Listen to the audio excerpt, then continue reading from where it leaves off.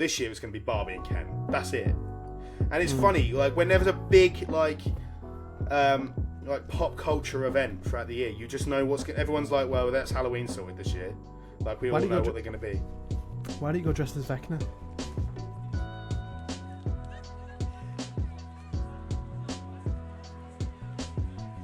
Five, 4, 3, 2, 1. Hello, and welcome to another episode of Code and Colour. Here we discuss all things video games, digital drawing, and animation. I'm Tyler, to be honest. That's just me today. I haven't got anything.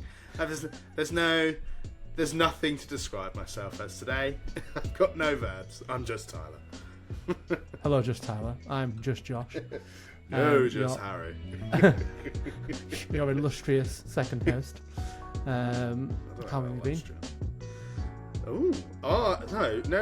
No. It's I asked that first today.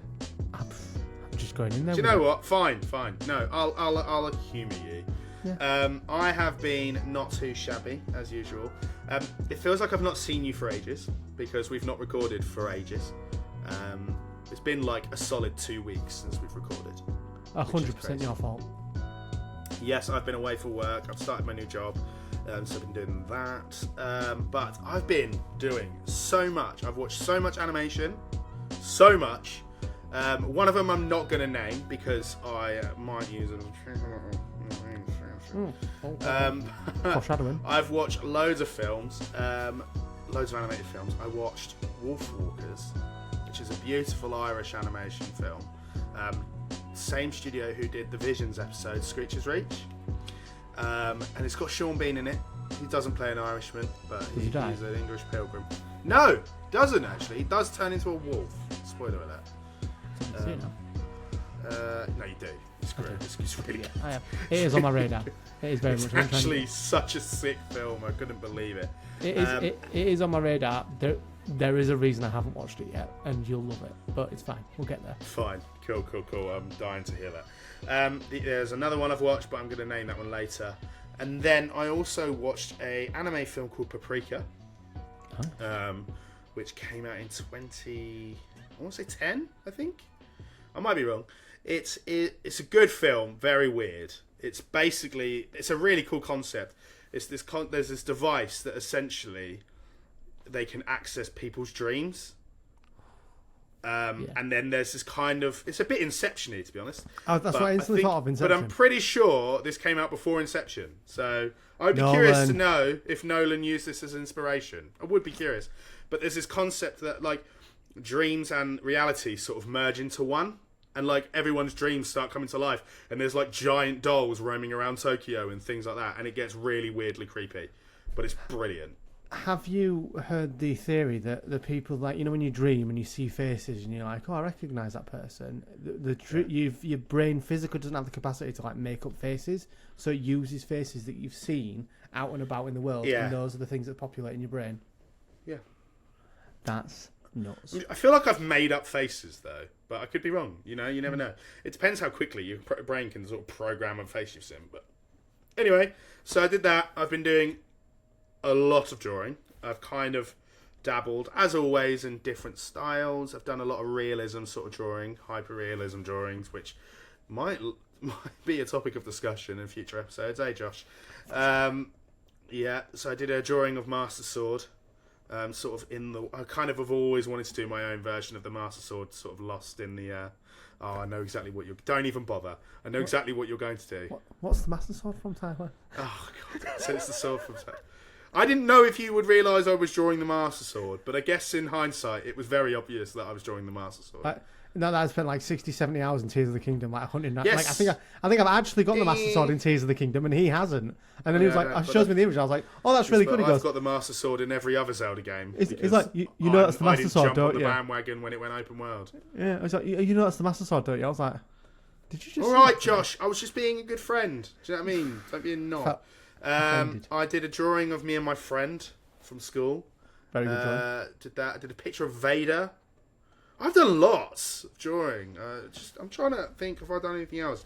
But the other thing, like my favourite piece of information at the moment, is that I have recently decided to fulfill a childhood dream of mine.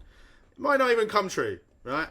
But Pokemon, the Pokemon trading card game company, have announced their the competition for the year to obviously design the next generation of Pokemon cards. And I'm going to do it. I'm actually going to do it. Like, something I've always gone, I wish I could draw that. And what if I actually go, I drew that? You know, there's a very slim chance I'll win. But you've got to be in it to win it, right? And there's like a 10 in... I don't know how many people are going to apply for it. I imagine a lot of people. I'm going to say like a 10 in million like chance that I'll get it. Well, if you do, and you do succeed, and you do end up drawing it... I will draw it. If one of the Toilet Paul brothers ends up wearing it around their neck in a boxing match, I'll know you've made it. One of them's fighting tonight, actually. If we can call it that, but we'll There's carry on. Boxing match tonight. It's a YouTuber's boxing match. Stop it! Fight me with your £50 notes. Oh, take $100 to the face. But yeah, so I have been busy. I've been sort of conceptualizing a lot of my designs for the Pokemon cards. I've got to the 31st of January to kind of get this done. Smash it. So I'm gonna spend a lot of time concept arting different poses, angles, sort of positionings. To get it right. But Josh, how have you been, buddy? I have been on top of the world. Oh, that's nice to hear. Because I finally joined the Sony Master Race and got myself a PS5. Oh, you have finally digital, yeah. But you know, baby steps. Digital bargain of the century came with an extra controller, so I've got 2 DualSense controllers. Oh yeah, you've got 2 pads. Yeah, yeah. Nice. I was playing Astro's Playground, and I was like, "This is the most mind-blowing thing I've ever touched in my entire life." I've not seen you online yet. Yeah, I generally appear offline because people like to be my friend, and I don't like to return the favour. So, well, can you appear online? Stop being a fanny. Well, to be fair, in my defence, the only time I've been on is when I set it up the other night. I do intend to get on and play Fortnite with you. He's going to play Fortnite with me, and if you don't believe me, I've got a screenshot of it. Yeah. So I downloaded it, and I was like, I'll give it a go and see what it's like. And, It's not even. You don't even have to enjoy it. It's just fun. Like, we have fun. It's good laugh. I too have been drawing. I've been trying to draw different proportions, and I tried to draw something the other day, and I wanted to draw like the Mummy Cast, but I just couldn't manifest it into pen to paper. So I ended up drawing a really slender Freddy Krueger, and I quite liked it. It was very nice. Slender Freddy Krueger. It just kind of popped out there, and I was like, "Oh, it's quite good." His knives are really long. His fingers are all like weird shaped, and I just thought, you know what, it's very cool. I've seen that. Sort of weirdy, like he's got big hands and skinny arms and like that sort of like dynamic, and I did like that. But the real big news that I've been keeping from Tyler for about a week is I've almost finished Arcane. What? you didn't tell me you'd been watching that. I've been watching it for about a week. Yeah, it's I started watching. What do you think? It is the most beautiful, most mind-numbingly, like, beautifully thing. Awesome. Isn't it amazing? It's so well animated. It's like, so good. Before you ask me questions, I'm literally at the bit where they've done the time jump, and it's the episode after that. Which arc are you in? Have you watched 2 arcs now? So Oh, the first. So it's done in arcs, isn't it? So it's done in 3 parts. Right? So when he changes to a monster, dies, does Yeah. a time jump, she's in prison. I think you might be on the 3rd arc then. So And then the first arc is the best one. At that 3rd episode, where Jinx finally becomes like who she is. Like she's finally had enough of her sister. Yeah. And Vi is like, she gets those massive fists and it just walks along that bridge going, bah! And just battles them all. That's so sick. And what's his name dies? The old fella. Yeah. He turns himself into a monster. Yeah. Yeah. Yeah. Okay, so you've watched that? Yeah, I've watched that, and then Vi comes down and she says, "You've ruined it." Near finished. I've done it where they've jumped forward in time, and now Powder's now Jinx has now got the little blue gem, and what they're doing now. The other guy's dying. Insane.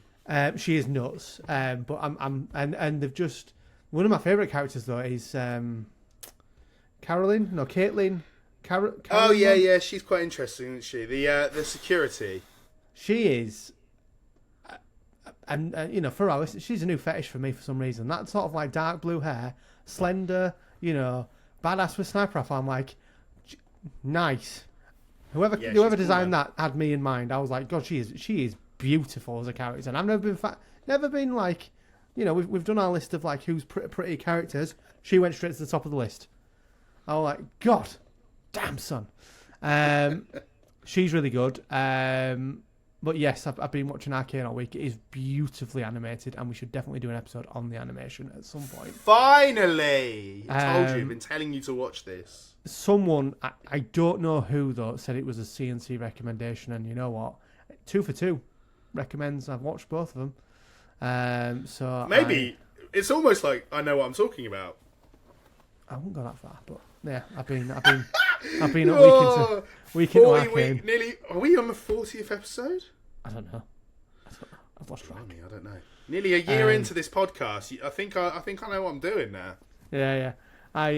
So I've been watching that, and I've kind of been watching it at like 4 a.m. and doing it between baby feeds, and like Ren gets a bottle in his mouth, and I'm just sat watching Arcane, going, "This is the most mind-boggling thing I've ever seen in my life."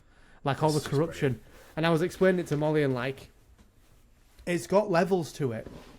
Oh, like, hell yeah.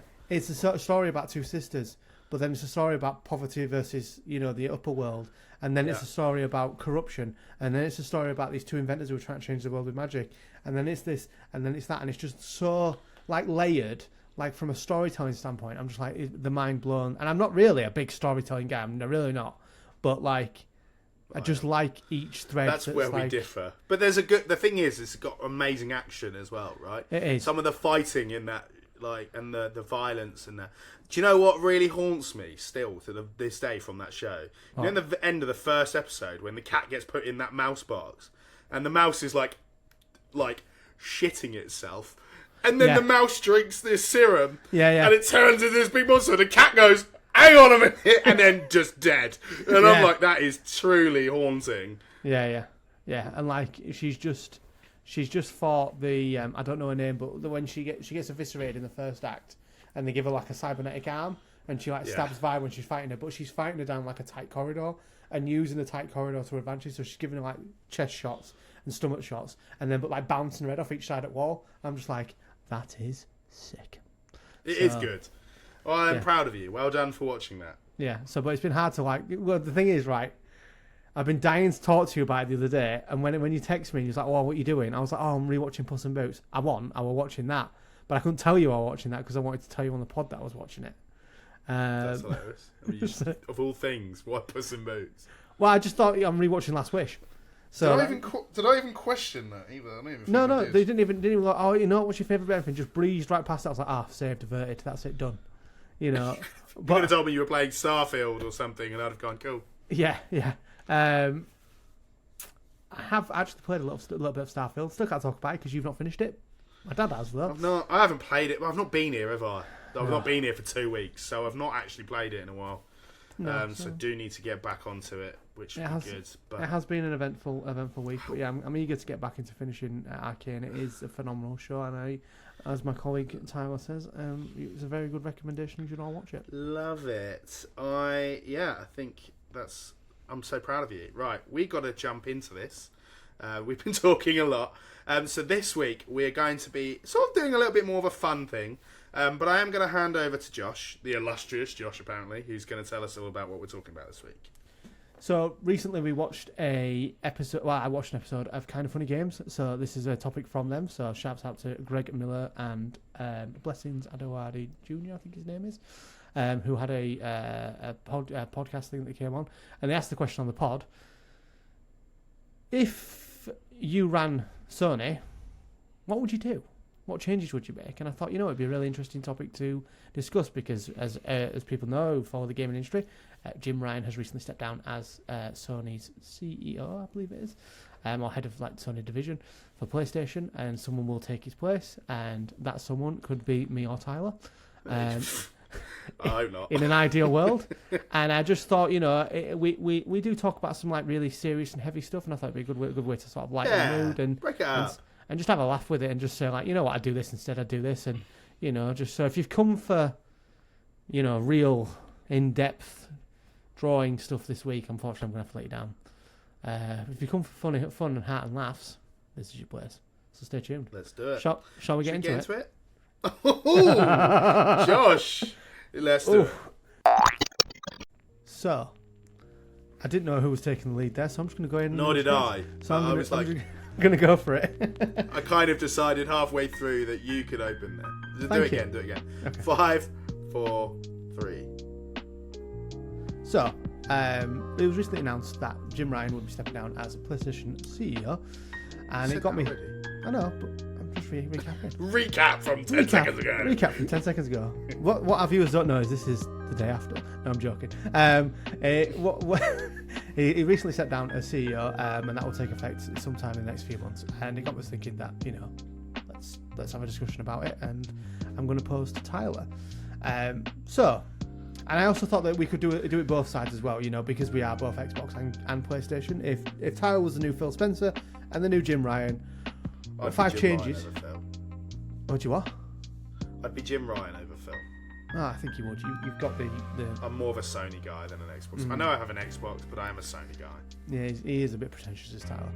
So, what 5 things would you change of Xbox 5 and PlayStation? Xbox. Yeah, if you were Phil Spencer and if you were Jim Ryan, what changes would you make to their systems? Ooh, okay. Xbox need, I think. Right, I'm going to go a bit more technical here, but Xbox's UI is terrible. I can't stand it. Like, every time I open the Xbox, is like the home screen is just not a user-friendly UI at all. And compared to PlayStation's, which I think is so clean, I don't like PS5s as much as I like PS4s, though. I think PS4's UI was a lot better. But it's certainly, both of them are certainly leagues above Xbox's, which is just, I don't really understand the layout, because every time, like, things move all the time, and I don't get it. It really stresses me out. So that would be the first thing I would actually change. Make it a lot more sleeker, like a nicer design. I just think it's very reminiscent of what Xbox is, and it's very messy. And as a company, I think, the Xbox side of Microsoft is very messy. It just doesn't ever feel user-friendly. But then I think that translates into Microsoft anyway. Like, Windows is I don't think it's a very user-friendly, like, doesn't feel as user-friendly these days. Personally. But that's just my personal opinion. So that would be the first thing I would change. I think, make it sleeker, just have a nice layout. I think Xbox need to start taking themselves a little bit more seriously as a company. They have just acquired Activision, Blizzard Activision? Activision Blizzard? Yeah. They've just acquired them, so that'll be interesting to see what we get from that. We'll be getting Xbox versions of bloody World of Warcraft soon, so that'll be fun. Whatever Activision games. Does that mean Call of Duty could essentially become an exclusive to Xbox? It is. That's the whole plan, is to make Call of Duty an Xbox exclusive. That's why they bought it. PlayStation need to acquire a studio. Get a few acquisitions. Devil's advocate, I don't think they do. They just need to put out better stuff. Yeah, I agree. But we'll come to that. Xbox. So I think they need to start utilising the studios that they've acquired, because they've bought loads, right? They bought all these first-party studios for themselves, and the only decent exclusive that they've released thus far is Starfield, right? And Starfield is a great game. It's amazing. Like, we've done a whole series on that, so we obviously that's credit to how good that game is. But do I think it was as groundbreaking and as mind-blowing as I was expecting it to be, or as some of the exclusive that PlayStation have? No, I really don't. And sorry, Josh, I know you might be offended or triggered by that, but that is just my opinion. I love Starfield. It's one of the best games I've played in my life. It's one of my favourite games of the year. But I don't know. I just still think PlayStation's exclusives edge it every time. So I'd like to see some better stuff from them. I'm hoping Fable will be fantastic. But these games needed to have come out a long time ago. Like, I'm sorry, but you've got some of the biggest studios under your belt, and you've just done nothing. And it's rather frustrating. So I would definitely do that, because PlayStation are just. I mean, once I think Spider-Man is going to absolutely swamp Starfield. Like Starfield, who? Do you know what I mean? Can't wait. I think Spider-Man will hold up. Oh yeah, 100%. 100%. Everything that they've said. There's not a shadow of doubt in my mind that I think. I don't know if that's going to translate as well. Like Starfield, we did a video on expectations, but the expectations we all had is. I'm sorry, I know we've had our counter arguments on this before, but the expectations we set ourselves for Starfield came from their presentation, filling us with those expectations. And I think where Spider-Man get it right, and they can back themselves because they've released 2 very successful games within the same universe, right? Spider-Man have promised a lot, and I think they'll just follow through. Like that seamless transition for the fast travel thing, I think is going to be sick. And if that actually works, I'll be well happy. I am excited for Spider-Man 2. I am. And this is going to sound like a negative, but I honestly I can't wait for Spider-Man 2. However, I am more excited for the new Wolverine game by them guys, because that will just be off the chain. It's going to be a long time till we see that. It will be a long time, but I can't wait to just see. I just love their styling, their character animation, just their whole thing is just knocks out of the park, and I can't wait to experience Spider-Man 2. Hence the reason I bought a PS5. That's how nuts I am, because I want to play this game as soon as possible, because it'll be so good. It will be good. In terms of like games though, is there any particular games you'd want to see brought out, redone? Like, on which console? On the Xbox. So would you have like? Yes. Would you have a rego at Anthem, for instance, and have a redo of them? I want a reboot of Jet Set. You want a reboot of Jet Set? Fair enough. I want a reboot of Jet Set Radio. There's a real cult following of people that want that game. Believe me, I follow the subreddit. People want that game. At least port it over so I can play it, or remake it, because it's such a good series of games. Okay. Another question then, based off that side of it, would you still go ahead with the remakes and remasters and stuff, or would you focus on new IPs and new things? I would want. I will always be in favour of new IPs, right? Always. Yeah. Like I said, Xbox are sitting on a wealth of studios at this point where they should be utilising them to the best of their ability. And especially now they've got Activision and Blizzard under their belt. So I guess that means Overwatch is going to become an exclusive as well. So many games are going to become exclusive to. I think it's really. I think if I could see something from both of the studios combined, we're just continuing the console war. It's just annoying now, to the point where it's not about, this console's cooler than that one because this one's that one. It's getting to the point where if I want to play that game, I've got to buy a whole new piece of hardware just to play that game. Obviously, Josh's answer to that is get a PC. But now that you've bought PS5, Josh, I feel like you don't really have a leg to stand on anymore. I bought a piece of hardware for a game. Yeah, that's exactly what I did. So Josh has finally, realised why people do these things. But I don't know. I just don't like the monopoly we're finding ourselves in with this industry. It's that gaming used to be a real community that I really loved, and it's a very toxic one nowadays, and I think it doesn't help with these acquisitions. And obviously the latest one is that one of the two big giants, despite the fact I think Nintendo sells them both out monumentally, is that one of them, Xbox, wants to buy Nintendo, which I think won't happen ever, because Nintendo, I think, potentially might make more money than Xbox entirely. I mean, obviously, they got the backing of Microsoft, but yeah, I think I'd rather see Sony buy Nintendo than vice versa. At least it's two Japanese companies then. I would agree. I would probably say that they're going to try and buy them. I think the thing that will stop Xbox from buying Nintendo would be Nintendo releasing the Switch 2 that's as powerful as a PS4, because then you've got nothing. Why would you join Microsoft? Like, to get a more powerful hardware? Why? But I just, I don't know. I don't know. I just don't like the Xbox console. I don't like Microsoft as a company. I've always felt like Xbox as a company. I know technically the Series X is a far superior hardware to the PlayStation 5, but I just think overall the PlayStation 5 is just better. Like, it just, I don't know. PlayStation just get it right these days. I know, obviously Xbox had their heyday with the 360, but they haven't backed it since. The Xbox One is not a good console. The Xbox Series S and X are not good consoles. I don't like the Xbox Series S. The only reason they have it is because I wanted a next-gen console, and it was the most affordable one. And I bought it on Black Friday for like half the price. So I was like, it's a no-brainer, right? I had to buy it. Yeah. So is that your 5? Huh? Is that your I don't 5? know. I don't know. I'm kind of just reeling off a few things, but I'm going to settle there for Xbox. I don't really have any more. But on the other side with Sony, I think they need to start.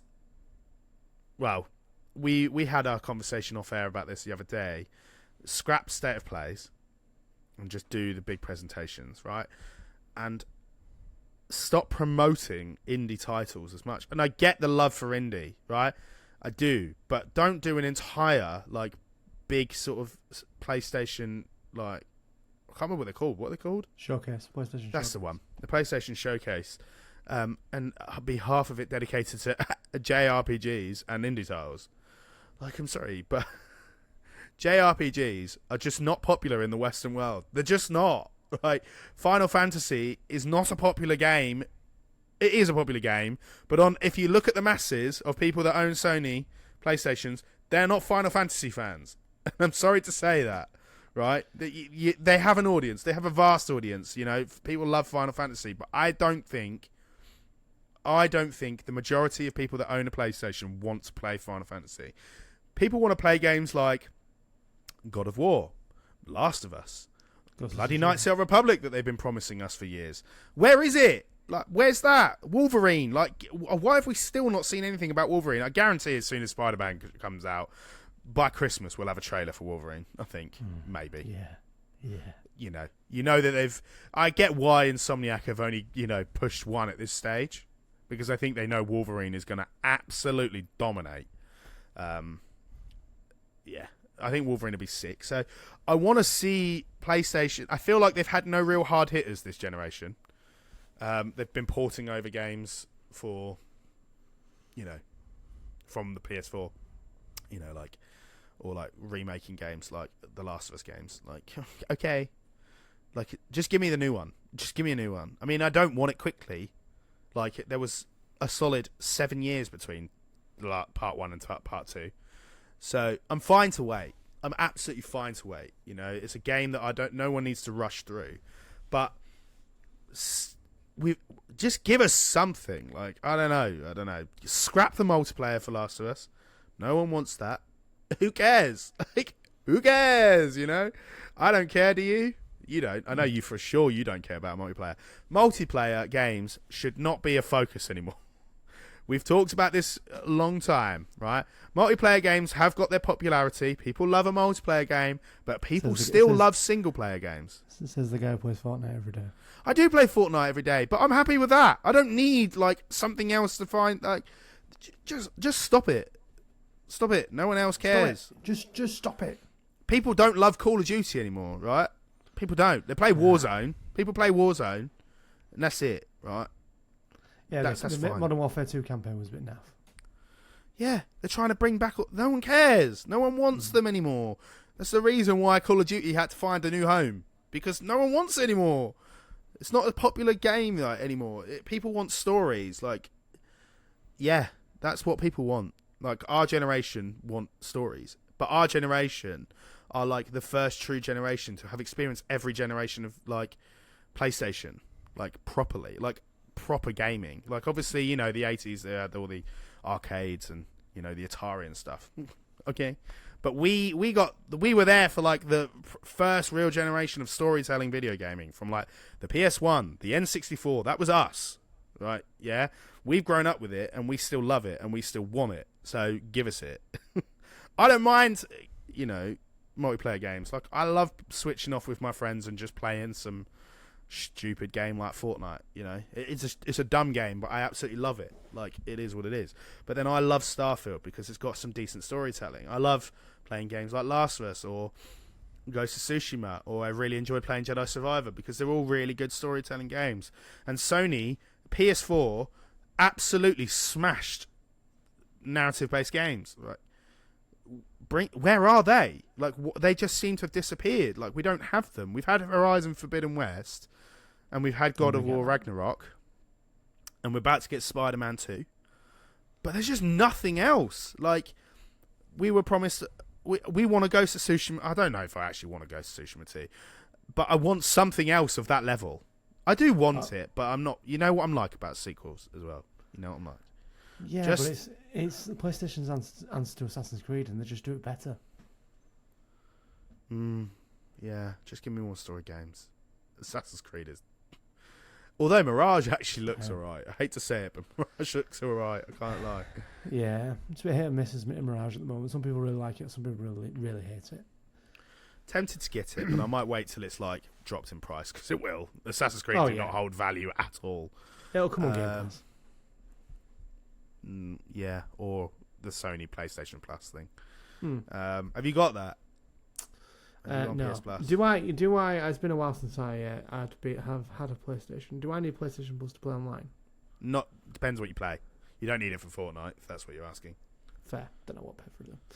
Yeah, I don't have it. I don't pay for it because I don't need it. Yeah, it's only for like other games online, but I don't play anything else, so I don't need it. But with PS Plus, you get the catalogue of all the games, so it's yeah. But what else would I like to see? I think this is going to sound a little bit controversial, but I actually wouldn't mind a new handheld PlayStation console. The PSP was superior, and I think if the Vita was given the love and care that the PSP had, the Vita would have been a fantastic console, but it just wasn't given the love that console deserved. You think the PSP is superior to the Vita? No.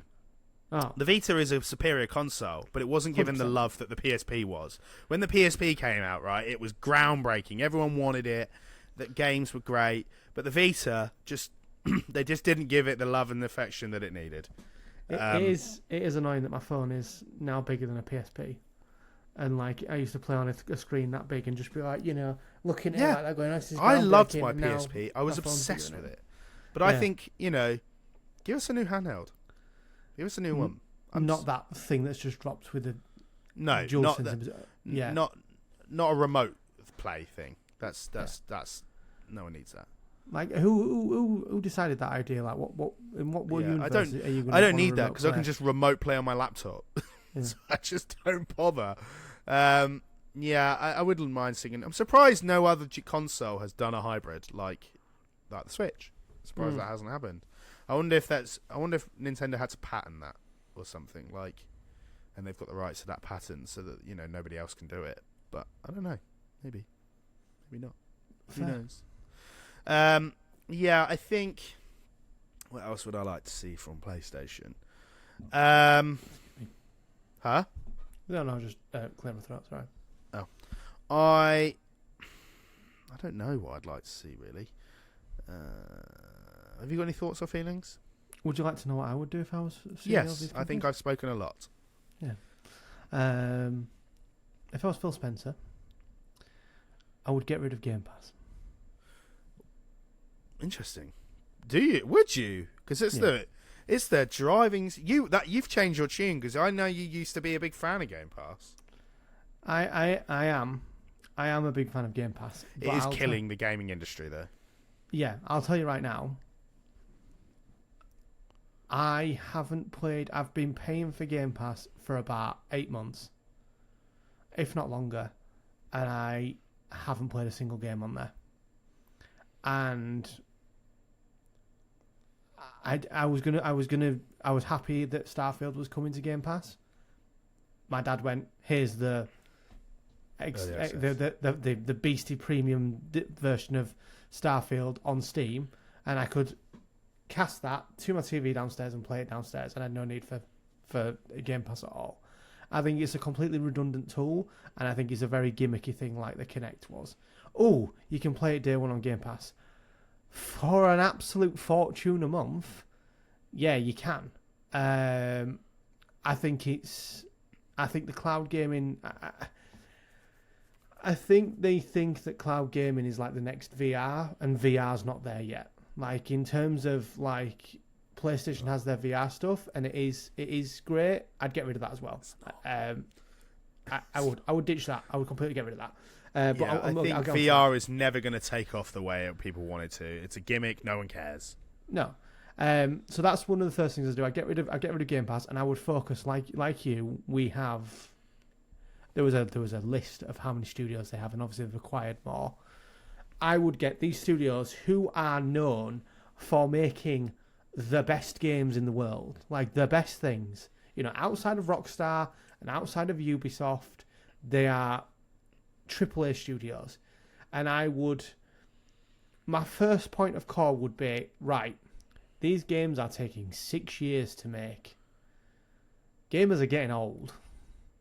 Gamers are young, but the true gamers who like playing your stuff, who have grown up with your consoles, are getting old. We cannot be waiting 6 to 10 years for you to churn out a AAA game.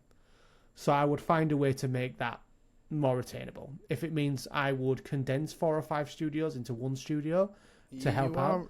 That is a really solid point, right? Because when Last of Us 1 came out, I was 20, and then I was 27 when the next one came out. Am I going to be in my mid-30s by the time the next one comes out? How old are you going to be when GTA 6 comes out? The fact that it's been 10 years and 2 generations and we still don't have GTA 6 is frankly annoying. I actually don't think that we'd see GTA 7 in our lifetime. Yeah. And it's weird. I don't know why it's taking so long. I mean, I imagine they're making a massive map. Like, if it's anything like the size of Red Dead 2, it's going to be massive. It'll be a culture event when it drops, but there's just no need. Do you think Rockstar just bank on that now, like the bank on the culture event, like the big pop culture event that? It will be. Yeah. Honestly, when GTA 6 drops, I'll be taking a day off when it comes out. You know, like it'll be phenomenal when it drops, but it's just. You know, just let's get on with it. Let's get these games. You know, back in the day when you'd come home, or you could go to a Blockbuster or wherever it was, CEX, and buy a cheap game and play for hours and hours. And that is another thing as well. That is something I will change if I was on the game development side of it, which ties in with our podcast. Is I'd make it so games are not massive. Like, I'd make it so that they're not 50, 60 hour games. They're 10, 14, 20 hour games where you've got an A to B to get to. And I'd kill microtransactions, because there is nothing more incentivizing for me like to go get another suit. Like, I'm playing, which I should have mentioned, I've been replaying Force Unleashed. Got it for $5, been replaying that. And I love it. And I literally broke down this barrier with the Force and found like a dark Jedi robes. And I was like, oh, that's really cool. And I just thought, God, if that came out today, that'd cost me £5 to do that. And I just completely get rid of that. There is a time and a place for microtransactions. I think Fortnite, yes, is probably the place. It is a service type online game. Culture. Online multiplayer games is a culture for microtransactions. I get that, right? But not Jedi Survivor. When I'm paying £80 for Spider-Man 2, yeah, I don't want to be. Oh, if you want to get these extra skins, you've got to pay extra suits. You've got to pay more, and I'm like, no, thank you. Which was a real dilemma that I've had a conversation with you about. Like the deluxe edition's like £100 for like 10 suits and an extra point and this and that and this. And I thought, well, actually, I could do that, and I could get these suits straight away, but I think Insomniac have done it in a way that, like, well, actually, you can pay for this and get them day one, or you can just go wait. grind and go get them. Yeah. You know? Yeah. And I like, they and did then that with Spider-Man 1, right? Yeah. There was a lot of skins that would come out that you get early access to, or you can have them, but yeah, you've got to really grind it. And that's fine. I'm fine with that. Do that. Give us a choice. Don't just like go, oh, actually, Spider-Man's iconic, you know, comic symbiote suit, which no doubt will be in the game, the proper version of it, will be in the game. Don't hide that behind, I've got to pay £10 after I've just spent £70 on your game. Yeah. Breaks my absolute soul. So that would be, I'd get rid of microtransactions. So it would be, get rid of Game Pass, get rid of microtransactions, and get shortened games down and make games come out a lot sooner. So I'm at 4. I would... This is going to be controversial because I'm hit and miss with this. I think this is a really good tool that if it's used wisely, it could actually change the gaming space completely. I would really double down on the cloud gaming aspect of Microsoft. So what that means, if you don't know, Tyler, if you do, genius, is you take the power of your Xbox and you take extra power from the cloud so that you can make your games however you want to make them and you're not limited by the hardware. I've just remembered another thing that I'd change my Xbox, but I'll do that in a minute. That's fine. So what essentially, where they brought out a game a few years back, a beloved title that needed a sequel, but then when it dropped it was absolutely horrendous, is Crackdown 3. Now they're all promotion and everything about it, and Terry Crews being a badass, it's great. But the whole thing was you could play Crackdown 3 on your game and it would look great. And then when you went to the multiplayer, it would all be attached to like the cloud gaming thing, and you could level the entire city. And your Xbox would power as much as it could, but then it would take power from the cloud so that you could have more destruction, more gameplay, more and just more game and more raw power for you to do those games. And where I think this would be a really good thing to sort of add would be like Starfield. So like I said when we talked about Starfield, that Starfield is very much like the Star Citizen. Star Citizen has that budget of, you know, you can put all the money into the game, and it is a crowdfunded game, and it has got a budget 10 times the amount that's on with Starfield. And it shows, because all that money's on the screen, that you can land on a planet anywhere, you can walk around that planet, you can do whatever you want, you can do what everybody wants Starfield to do. Now, if you had cloud gaming in there, it wouldn't be Starfield and loading screens. It would be you're playing Star Citizen in Starfield, and the power would be there to make you not be in every loading screen and doing every transition, because you will be stealing power from the cloud servers and be able to play Starfield how I think it should be played. I mean, I can assume that right now it is being played how it is. It should be played right now. But if you were not limited by power, how would Starfield look? So that would be the 5 things that I would do. Any thoughts, feelings, and what is your other one that you thought about? I totally agree with everything you've said. Thank you. My kind of almost sort of counter argument to that is one of the big things that really frustrates me about the Xbox. I don't know if it's exclusive to the Series S. Obviously, I don't have an X, but I bought the first Jedi Fallen Order on there, and I've bought Starfield, and I bought the reboot of Saints Row. Right, all games that I've bought outright on my Xbox. Hogwarts Legacy as well. And in order to play those games, I have to be connected to the internet, despite the fact they're all offline. Yeah. So I took my Xbox, and I was in a hotel over Christmas last year. I took my Xbox, and I was like, I've got nothing to do. I'm going to boot up the Xbox in the hotel. Obviously, the hotel Wi-Fi wasn't great enough for it to power those games, so I couldn't play. And I was like, oh, well, I guess I'm not going to play Fortnite tonight. I'll try playing Jedi Survivor or Jedi Fallen Order. And I couldn't, because it's not connected to the Wi-Fi. And then the other day I was trying to play Starfield because my Wi-Fi was down. So I was like, I'll play Starfield. I can't because it's not connected to the Wi-Fi. Why do I need to be connected to the Wi-Fi to play a game that I have bought outright, yeah, that is not an online game? It doesn't make, like, I get it. If it was Game Pass, fine, I get that, yeah? But these are games, like, there was a £90 game that I bought outright. So, tell me why I can't play that unless I'm connected to the internet. Doesn't make any sense to me. I did actually think of another one as well while you're talking about your Series S. I'd get rid of that completely as well. Just digital consoles, get rid of them. Well, not even the Sorry, digital Josh. console. not even as a digital console. I do like the fact that all my games are all stored on my console digitally. That's fine. It's just the power difference between the S and the X. Yeah. If you're gonna be, because at least the PlayStation digital still has the power. Yeah, like kind of funny. Did talk about this and said, the Xbox itself, they're not the underdog. Microsoft come in like, oh, we're the underdog. We're this. You are Microsoft. You are one of the biggest companies in the world, second only to like Apple and Amazon. You are ridiculously well funded. Don't come in saying that you're the underdog and you're this, you're that. You don't need an Xbox that's like lower powered. Bill Gates money appeals to more people. Yeah, just put out your Xbox Series X and go, this is the most powerful console we've made. If you want your games to look the absolute best, play it on the best console, the best looking console you can. If you don't want something that looks even better, get a PC.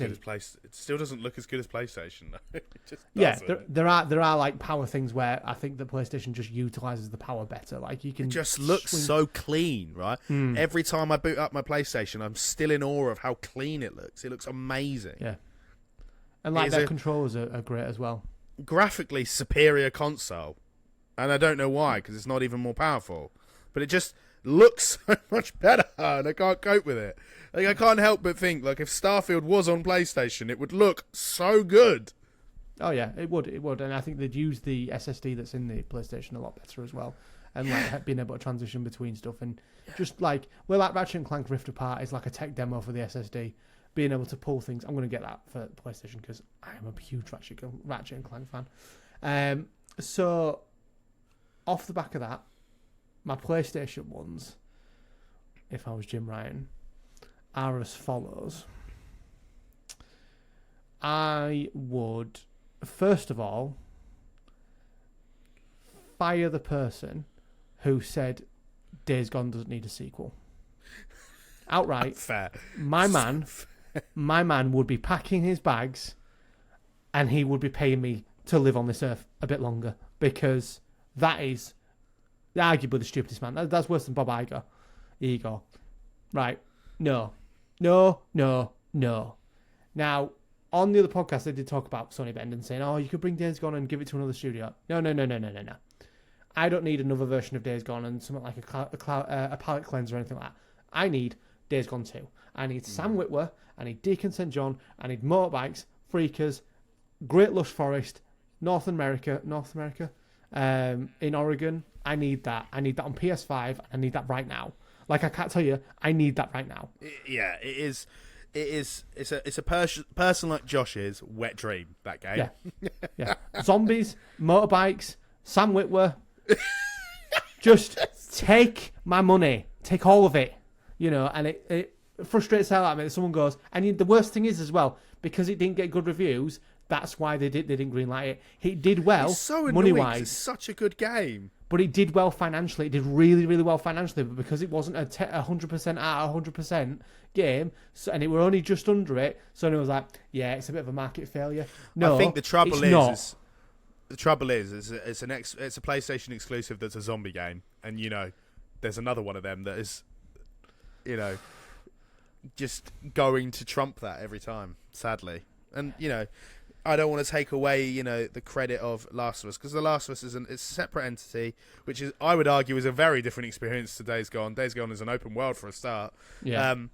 Is a fantastic experience, but so is Days Gone. Like, Days Gone is a cool game. Like, it's a lot of fun. Game. It's a game that you can just kind of lose yourself to and just enjoy it. Like, yeah. Modding my post-apocalyptic motorbike, wet dream. Honestly, I was there. I was that far into the game, and I got the PS. I got it on PC, so I had all like the add-ons and stuff and little things that they added. I had BB from Death Stranding as my gas tank that I'd get on my motorbike, and the baby would pop up, and I was like, nuts, and I didn't have to buy anything extra. It was just a complete package, and it was just so good. It is. So my guy get fired. Obviously, on the back of that, Days Gone 2 would get made instantly. What's next? Yeah, sweet. So we've got Days Gone 2. Yeah. Next, I would probably kill backwards compatibility for PlayStation. Interesting. Okay. as much as I've been hankering to play Sly Raccoon again and do all these things and play all these old games. I really think that there is a market for playing old games, but I really think that PlayStation and Xbox as well are really hindered by the fact that they have to sort of go, right, we have this really good hardware that is really compatible with everything, just not a PS1 game, and they have to shoehorn all these old games into sort of for people to sort of relive the past. Either that, I would either get rid of it completely and just be like, right, you've got a PS5, play PS5 games, or play PS4 games. Like, you can get to like PS4, maybe PS3, a shout. But bringing PS2 and bringing PS1 games, I'm sorry, it is what it is. Like, if you can't get a hold of that on DVD anymore, like, in like with an old film on DVD, sorry, go stream it. It just is what it is. If you can't make it work, don't do it. But the other side of that would be, right, let's now double down on the fact that we can have a PlayStation library and do like a Game Pass, but do like a proper Game Pass of like, here's everything from the last 20 years of gaming, from PlayStation. I like the 1. way Nintendo have done it. So they have their online, you can get Nintendo online, and with that you get access to all the N64 games, all the SNES, all the NES games, right? Yeah. That is something that is included in the fixed price that you pay each month, and that's fantastic, right? That's how it should be. It shouldn't be like I can just buy a library of old games. Like, I agree. I do agree with that. Yeah, like, I really, like, I might be getting older, I might be getting sort of like, I don't know what the word is, but... Cynical. I won't be cynical, but I was going to say cynical, but I like a polished game. I like a game. Do I want to play Metal Gear Solid 5 The Phantom Pain over Metal Gear Solid 1? Yes. Any day of the week, I'd play that game. Even though Metal Gear Solid 1 might be great, well, it is great. It is a great game. It plays like absolute bag. That's the trouble. I think nostalgia clings us onto this idea that these games are great, and then I play those games and go, oh. Yeah. Actually. This is why I would rather a reboot of Jet Set than being able to port it. Yeah, so I would like, I was looking at like replaying like Sly Raccoon and then I looked and watched the video and I was like, oof, that's not aged well. But that leads me on to my next point of PlayStation really needs a mascot. Yeah, it's kind of odd, but who would you say Xbox's is? Well, you've got Chief, you've got... People would say that Kratos is a PlayStation mascot. He's in there, but he's not the mascot. Like, as much as like Crash Bandicoot was, Sly Raccoon was going to be. I do agree. I watched a video on that the other day that PlayStation really do need a mascot, and I agree. They don't have one anymore, really. Mario's a mascot. Sonic is a mascot for Sega. They're just like Astro's Playground he could be a mascot in himself. They're just not fun games, though, are they? They're just not a good game. They're not. I agree. PlayStation needs something that goes, that is a PlayStation character. Like back when Lara Croft was a mascot for Eidos, you were like, oof, what is this? Why does she look so great? Why are they so Pikachu. Pointy? Pikachu's a mascot of Pokemon. You know what I mean? Yeah. I think that PlayStation needs a mascot, and for that, I wouldn't reboot them. I would pull the studios that we have together, like I did with Microsoft, and I would make decent games that are not narrative-driven games. Because I think that when PlayStation... a fun shooter like Halo used to be. That would be great. Like Returnal is... I've not played it, but I've seen things of it. Like, it's just, it's a what's it called? A roguelike. You die, you come back and things change. It looks polished. It's not the most polished game. It's not a game that's going to take 6 years to make. And that's where I think that the indie studio should come in and make games that are, give an indie studio a Sly Raccoon platformer to make on it. Give an indie studio a Ratchet and Clank. Take Insomniac. Insomniac can make obviously Ratchet and Clank, Wolverine, and Spider-Man. Give an indie studio that time, because I think that studios that are that are of the indie, the people who are proving themselves, a la Rocksteady, when they came in and they had to prove themselves and show, actually, we need to stand up and be counted, they created Batman Arkham Asylum, which is just the template of every superhero game that's ever existed since that point. The combat was taken away. Spider-Man is the game that holds up and close to the Arkham games. Yeah, if not, it does. I would say the Batmobile lets down the third one. I would say that, like, Spider-Man and Batman Arkham Knight, toe to toe, like they are such quality games. But that game came from a studio who was like, "You've got Batman," and nobody believed in him. And they're an absolute titan of the industry. Yes, they are making a terrible game right now, but that's because they're being. What are they making now? Suicide Squad. Oh God. Yeah, exactly. And I think that, if you give these studios, Did they do Gotham Knights? No, it was the other Warner Bros. The other studio, did Batman. Oh, what's it called? Arkham Origins. That studio. Which is arguably one of the best Batman games of the entire series, but it's so... Yeah, I liked Origins. All overlooked massively because it's overshadowed by the Arkham series, but Origins is actually one of the best ones. But, I've got stuff behind me. Give an indie studio a Star Wars game. Make me a Mandalorian game. Do it. Turtles game up here. All these things. Give me my bloody Knights of the Republic. Yeah, right. In fairness... In the defense of Knights of the Republic, they are being made by a studio that is absolute trash, and they don't know what they're doing. So that's why it's on ice. When it comes to big dog IPs like Last of Us, Uncharted, things like that, I want a recognisable studio, and I'm happy to wait for that. I'm happy to wait a couple of years extra for Knights of the Republic because I want that to be the Star Wars game that I play. And I think that if you're trying to sort of like, oh, look, nostalgia, here's Knights of the Republic, we'll give it to nobody, you're just setting yourself up to fail, and you're just wanting to have, money thrown at something that's just absolutely pointless. But like, another example I'm looking at right now, Golden Snitch, Hogwarts Legacy, unknown studio.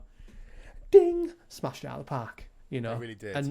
And that, I can't wait for the sequel of that. Yeah, so I hope that's the what I would sequel do. is set like in a different era, though. Like a different time. I would argue it would probably be the same sort of era, but I think they'll expand it and be like, you can go to London and like get on a bus. Or what was the school that was in? They're going to a different school. The American one. Yeah, they're going to a different school. Yeah, that's the one. Look, I hope Hogwarts is still in it, but like I'd like a different school. Huh? Yeah. Make the you world can bigger. Between them. That's right. Yeah. That was great. So that'd be something else I would do. In terms of handhelds, like your point, I would get rid of all the nonsense with PlayStation. Like, I would also make the console smaller. Like, they have just released the Slim. But... Oh yeah, that hardware, the PS5. What is that? I can't fit it anywhere. It doesn't fit anywhere. Yeah, it is like. And my brother, we had the conversation yesterday, 2 days ago, I think it was, and he was like, "Why didn't you wait till November for the PlayStation Slim?" I was like, "It's not even. It's still big." Yeah, but it's like it's just slightly thinner. He's like, I was like, it's 33% smaller, and you get an extra 200 gigabytes for the same price. I'm like, I'm all right, thanks. If it was like it's as powerful as the Series X, and it's half the size, I would go, yes, 100%. But it's just not. Like the people, that would be my fourth thing to do. Fire idiots within that business who come up with stupid ideas. I just think, that whole design, like the PS4 looks smart.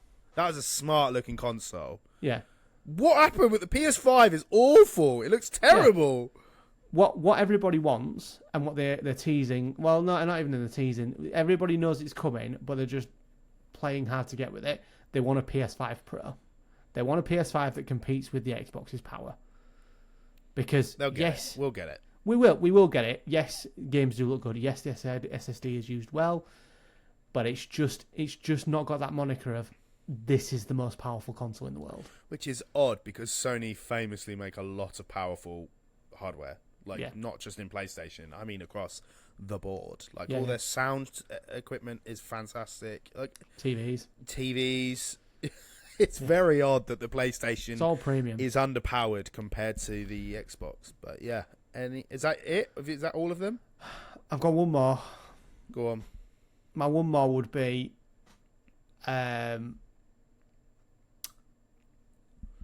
focus on your first party studios and put things out that actually matter.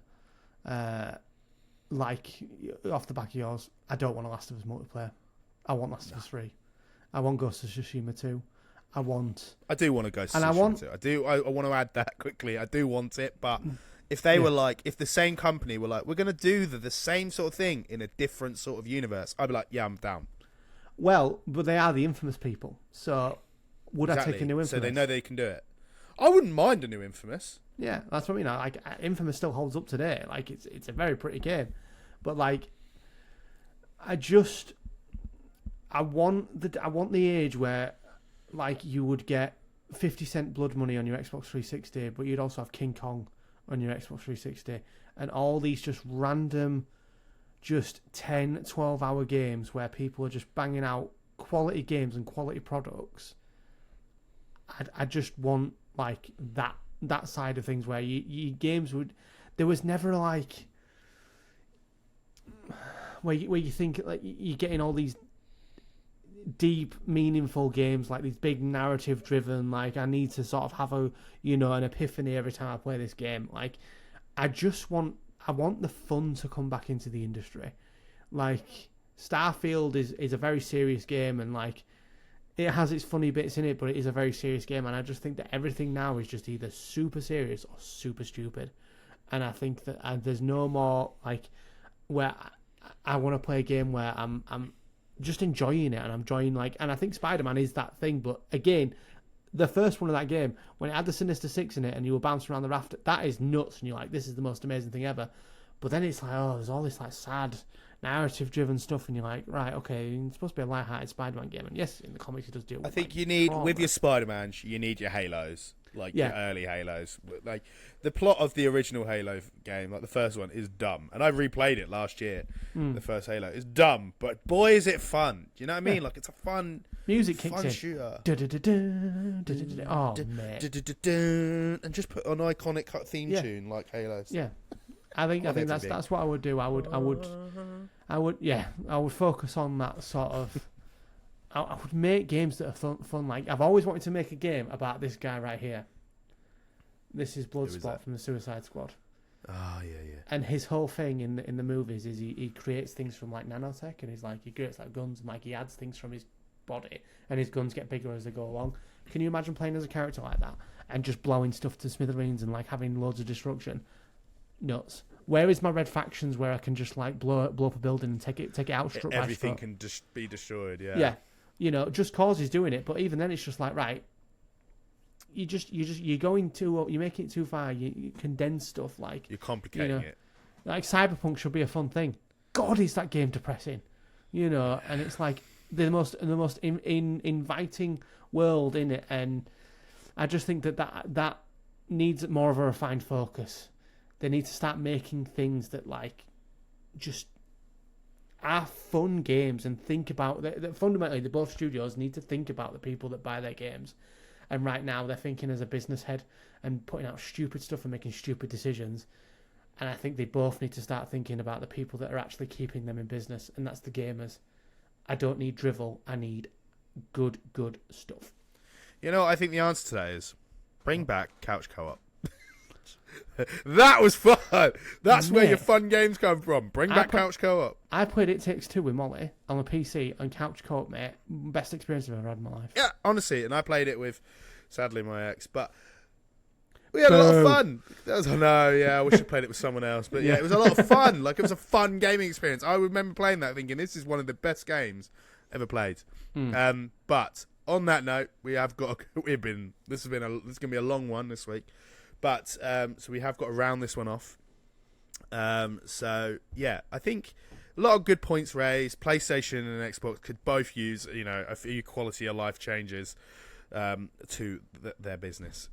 And I'm not saying we have all the answers, but we are two people that are passionate and play a lot of games. So I think we have, a good understanding of what we think would work. But as always, we got a CNC recommendation. And mine is a film called The Illusionist, which there's two of these, but I'm on about an animated one that came out in, I think, 2010. Or was it 2000? Yeah, I think it's 2010. It's a French animated movie, and it's a silent movie as well, which I found was interesting. about this guy who wants to be a magician. It's set, I think, I want to say in like the 50s, 60s.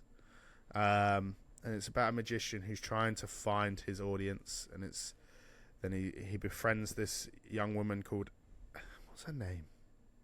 Alice, I want to say. And they kind of move and live in, I think it's Edinburgh they live in. And they kind of navigate life there. And it's just beautiful. The animation is so beautifully done. It's very reminiscent of a sort of very 60s era of Disney, kind of like, I'm thinking like 101 Dalmatians, that kind of animation style. Like it's just fantastic. It's very musically driven, this film, obviously because there's not a lot of dialogue, but I was so fixated on this story. It's so beautiful. So yeah, that's my recommendation this week. If you honestly, if you want something that's just kind of very easy watching, there's no real consequence to this film, but it's so beautiful, a nice little story that kind of is so heartwarming but at the same time heartbreaking. I recommend this film. So yeah,